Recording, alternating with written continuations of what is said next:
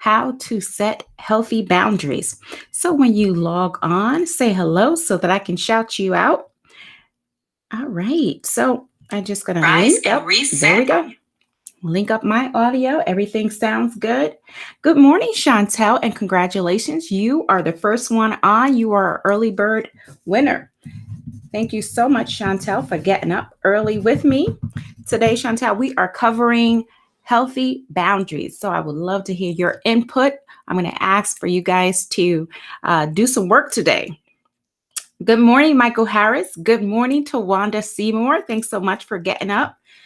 Good morning, Rise Tribe. Oh my God, the summer is upon us. I hope you guys enjoyed your long holiday. Hope you got a chance to spend it with loved ones. So good stuff. Okay, so before we get started, do me a favor and tag and send this content to someone who needs to hear this information. Nothing is more helpful than a loved one, a friend who wants to pull you along, right along, okay? I love it when my friends recommend books, podcasts, and things like that, because that means they're interested in my personal development. And those are the kind of friends that you want in your life. All right, so let's see who else is joining us. As you join, go ahead and say hello so I can see that you're watching and shout you out. If you're watching on the replay, make sure to hit pound replay. But yes, you can definitely participate even when you watch the replay. Okay, so healthy boundaries, why is that important? The reason I'm covering healthy boundaries is because this is the crux of what all relationships are built upon. So if we have a good understanding of healthy boundaries, our chances of being in a healthy relationship skyrocket and improve. So that's why we're covering this today, because I want you all to just be able to be in a healthy relationship. And, when we fellowship with other people, when we're in relations with other people, it makes our living experience so much more enjoyable. So why not learn how we can improve that? Hello. Good morning, Larissa. Good morning, Debbie Mancuso. Thanks for getting up with me, ladies. All right. So let's go ahead and get into it. All right. Because I got a lot of stuff to talk about today. So when we think about healthy boundaries, or when we think about the word boundaries, sometimes that has a negative connotation. Sometimes people hear the word boundaries and they're thinking like you're pushing people away. But I want you to think about boundaries in a different light. Think about boundaries in a way that allows you to communicate with other people on how they can connect with you, the appropriate ways you want to be connected with individuals, rather than how you want to push them away. Because once we understand boundaries, we can connect in appropriate ways and the relationship improves. Okay. So before we get into it, let's take a pulse. Let's see how you guys are with boundaries. All right. From a scale of 1 to 10, 1 being the poorest, 10 being the healthiest, where would you rate yourself as far as having healthy boundaries in relationships? And it doesn't necessarily need to be in a romantic relationship if you don't have a partner, but maybe you have family or friends.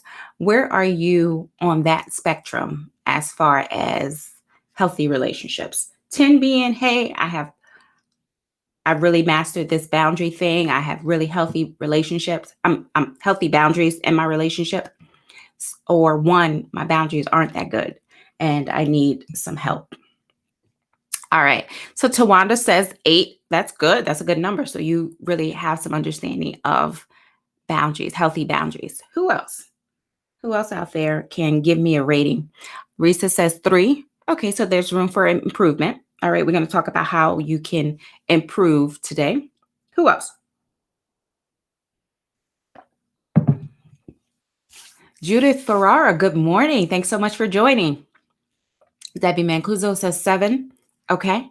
So that's a good number, but hey, there's always room to make it a 10. All right. Anyone else out there? If so, go ahead, put them in, and we will definitely circle back. All right. So, as far as, boundaries, I'm going to go a little further, right? Because some people may not understand. Maybe, they may be on the fence. They may not know what I mean by boundaries. So here it is. I want you guys to rate yourself. So don't worry if you're driving in the car and you can't tally it up, you can always come back and rate yourself later. But we're going to go through a series of questions and I want you to type in one or two. One if you agree, two if you disagree. And then by the end of this, we're going to see where you matched up. All right, sounds good. All right, so the first one, tell me if you agree or disagree. Remember, one is agree, two is disagree. You think and feel responsible for other people's thoughts, emotions, and behaviors. So you feel like, hey, if someone's sad, you feel responsible for making them happy. If they do something wrong, you take ownership for someone else's behavior. So go ahead and type in the comment section whether you agree or disagree. One is agree, two is disagree. Another example of this would be, someone is angry or in a bad mood, you immediately say, oh, it must be something that I did. I must have said something, did something to make this person in a bad mood without having any interaction with them. All right. So let's see. I got a couple twos. I got, okay, Tawanda 2, Judith 2, Debbie 2, Larissa 1. Okay. Make sure you're keeping track. Next one is, you feel compelled to help others solve their problems. Someone ever talked to you about, maybe they're just trying to problem solve and you almost take on the problem as if it was your own.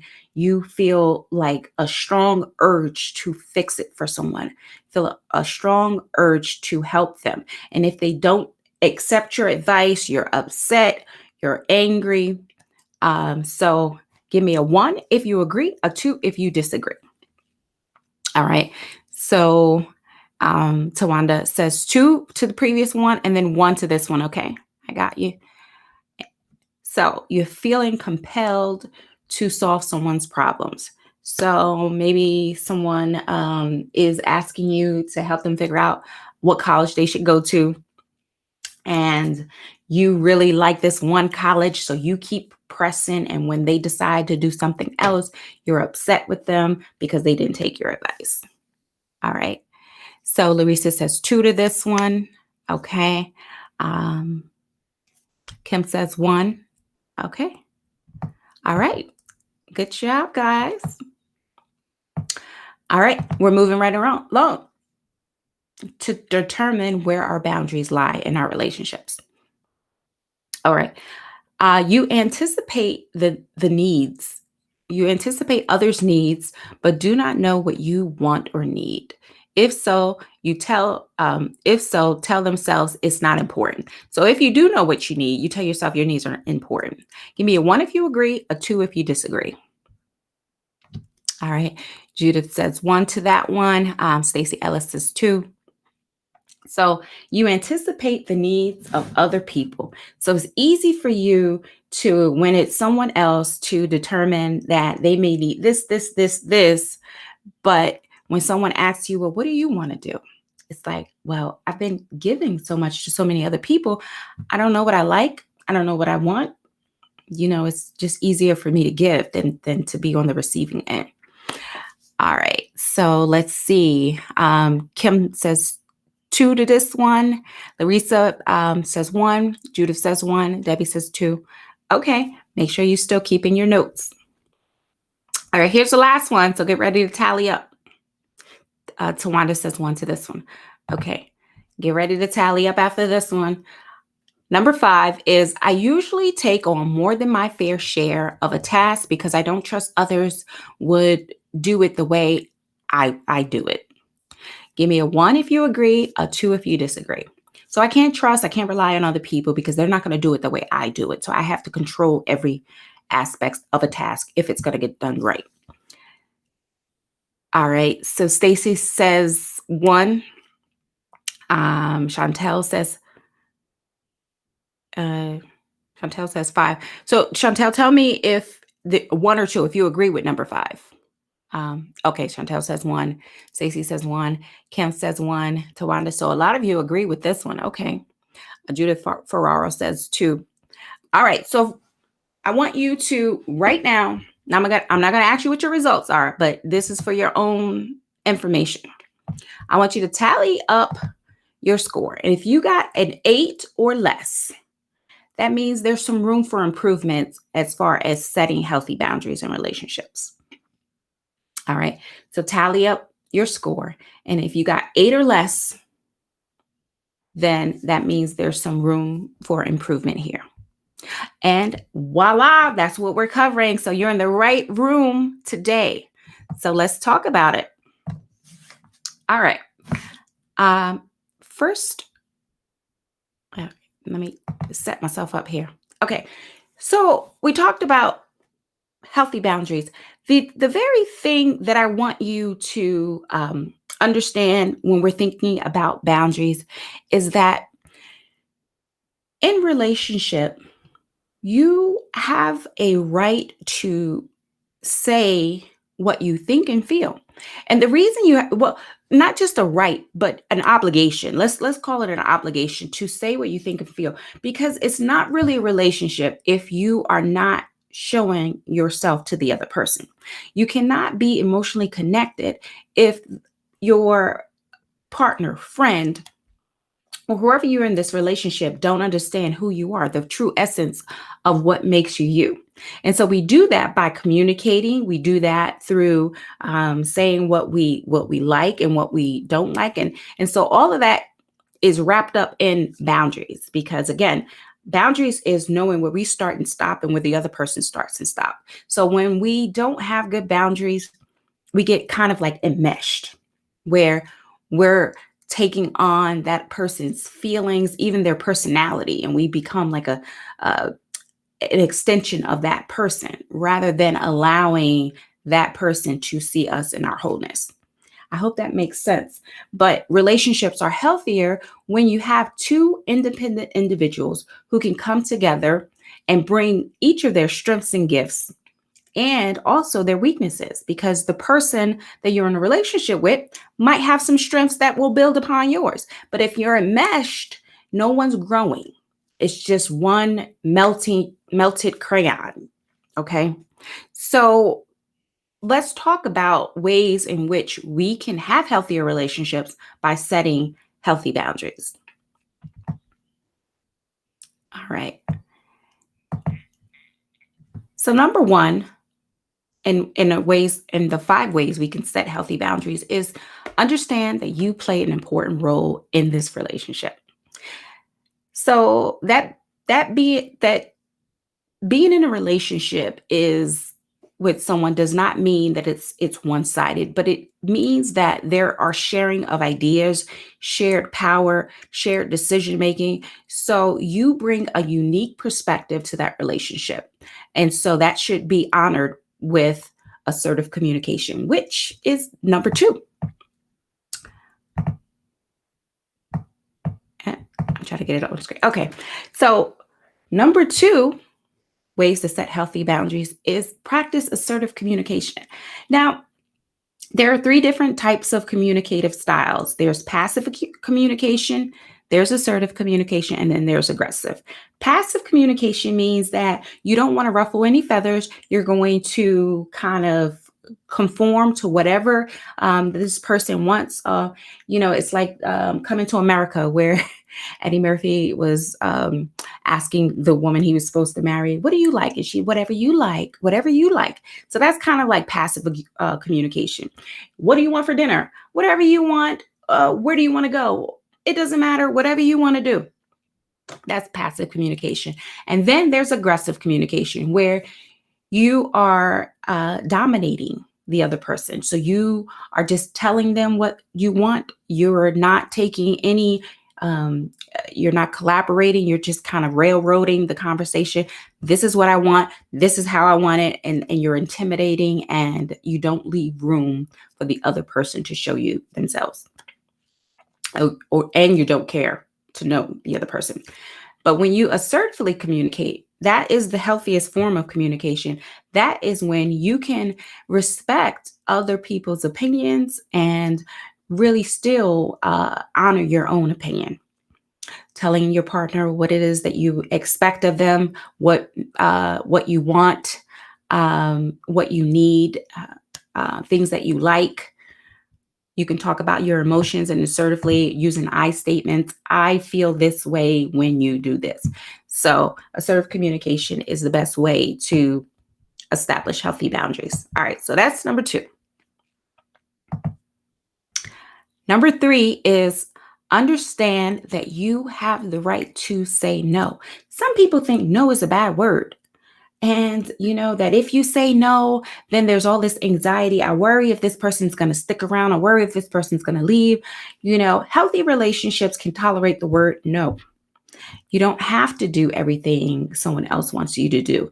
You don't have to do things that would put you in danger. You don't have to go out of your way if it's going to cause you some hardships. So being able to say no is very healthy when setting boundaries in relationships.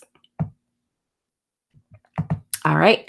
Number 4 is understand that conflict is healthy. Some people would avoid conflict by all means necessary. The moment they sense that the other person is uncomfortable, they immediately go into fix it mode. Conflict is a normal part of a relationship. If you are a healthy individual and you come into a relationship with different thoughts and different needs, there will be some conflicts as you adjust and figure out how we compromise here. That conflict helps you grow. That conflict helps you understand what the other person needs and wants, right? Because we are all separate beings. We grew up with separate families. We have separate values. So of course we're going to be different and think about things differently. And that is when conflict happens. So conflict in itself isn't bad. It's just when we start using toxic ways to resolve conflict. So being very, when you can assertively communicate, that is how you can solve conflict in a healthy manner. So if you're trying to solve conflict by, calling your partner names or attacking things that have nothing to do with it, or muddying, what I like to call muddying up the road with bath water, just that is when the conflict becomes unhealthy. And a lot of people think that is what conflict is. That is not what conflict is, because there's ways that you can manage conflict. Like, conflict can happen over where we decide to eat dinner, where we're going on vacation, what movie we're going to watch. And then it can go into bigger issues such as parenting techniques and, how we manage finances. But as long as there is an underlying respect when you're dealing with conflict is healthy. All right, understanding that so you're not afraid of conflict, so you don't run away from it. Number 5 is when you set boundaries, you need to be consistent with your boundaries. If you are wavering, if you're like wishy-washy, individuals are going to pick up on that, and they're going to just wait you out. They're going to like, okay, if I just push a little more, make her uncomfortable, make him uncomfortable, he'll give in, she'll give in. So it's kind of like when you're setting boundaries for your kids. It's the same thing when you're setting boundaries for your children. If you're wishy-washy, your children will outlast you. If you're wishy-washy in relationships, your individuals will just push a little more and outlast you if you don't have a good tolerance of maintaining your boundaries. So that's why I say here, be consistent. Be consistent. So making sure that you follow these 5 ways. I'm going to do a quick recap for you guys. Number 1 is, I skipped too far. Okay, so number 1 is understand that you play an important role in the relationship. So you need to show up with what you think, what you feel. Your needs matter. You are valuable. Your voice matters. So understanding that is important. Number 2, practice assertive communication. Communicate your needs, wants, and feelings with the other person. Number 3 is understand that you have the right to say no. All right. You do not have to go along to get along.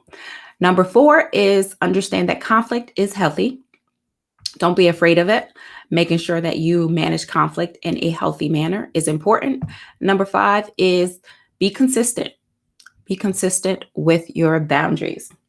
All right. So I hope that you have gained something from, this um, exercise. I hope that just by going through some ways in which boundaries might be an issue in your relationship has been helpful. If you need additional support in setting healthy boundaries, if you feel like, hey, I can't do it on my own, and you're residing in Pennsylvania, you can reach out to us. If you're outside of Pennsylvania, definitely link up with a mental health professional. If you're looking for services, Restorative Family Services can help. Visit our website at www.restorativefamilyservices.com and request a call. All right. So I got a few announcements to make. I typically do a boundary busting boot camp. Right now we have a wait list for that, but you can definitely get on that wait list. It's a 6-week virtual group workshop that will help you strengthen your boundaries if you're feeling that boundaries is something that you struggle with. So you can go to our website and you can definitely request a call, and our administrative team will help you get on that list so that when that group starts again, you can get right on that group. Also, if you guys haven't already done so, please download our podcast, The Rise Station. Our latest episode was just launched yesterday. Every Monday we download a new episode. So stay current with that. But there's some good episodes coming down the line as well. So there's another avenue for you guys to get wellness education and tips and strategies on how to live your best life. All right. So without further ado, here's your second chance to win the $5 Amazon e-gift card. I am going to ask that Chantel sit this one out so we let someone else get a chance to win. All right, so here we go. We're about to launch. Get your knuckles cracked and your thumbs ready. All right. Oh, you guys are welcome. You're welcome, Larissa. And Kim says this was a good refresher. Yes. Every so often we need to be refreshed. This is an ongoing journey. Boundaries is just not, you don't get to the mountaintop with boundaries. You just, as you evolve, you just keep managing. Keep going back to the drawing board. All right, let's see if you get this one. This one I thought was cute. All right, here's the riddle. What do you call a sad strawberry? What do you call a sad strawberry? The first person to get this right wins a $5 Amazon e-gift card. What do you call a sad strawberry? Who wants to take a stab at it? What do you call a sad strawberry? And I'm watching both lines to see who is the first to answer. Close. You're close, Judith. You are close. Keep trying. All right. What do you call a sad strawberry? All right. Debbie Mancuso, congratulations. Debbie got it first. Debbie said a blueberry. Yes. There we go. We're going to put Debbie up there. All right. Congratulations, Debbie Mancuso. You win our $5 Amazon e-gift card. Thank you all for tuning in. And I will see you next week, same time, same place. Take care. Enjoy your day on purpose.